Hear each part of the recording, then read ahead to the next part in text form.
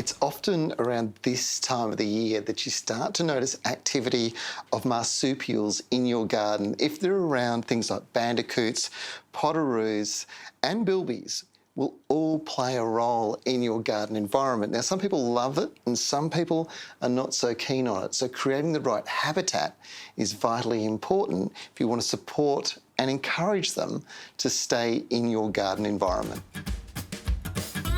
The team here at Caversham Wildlife Park care for a number of native Australian marsupials and have a tip or two about how we can provide a wildlife-friendly habitat in our own gardens. So Deb, one of the things that I find incredibly pleasurable is going into my garden where I'm lucky enough to have bandicoots active.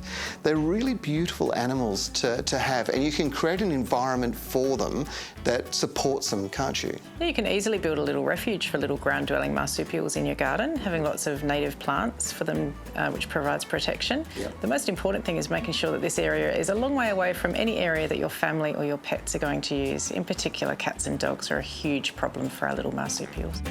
I'd imagine that many of those native grasses like lomandras and some of those strappy leaf plants, dianellas, that produce either little fruit or alternatively lots of seed would be very important in a typical backyard environment that's going to be supporting bandicoots in particular. Yeah, they would be ideal. And they'll also feed on your tubers and your fungi in your garden as well.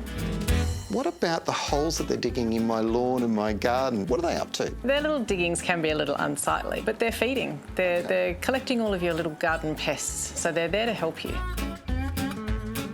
Most of Australia's wildlife is found nowhere else in the world, making its conservation even more important. We all have a role to play that can help our furry friends coexist in a shared environment with humans.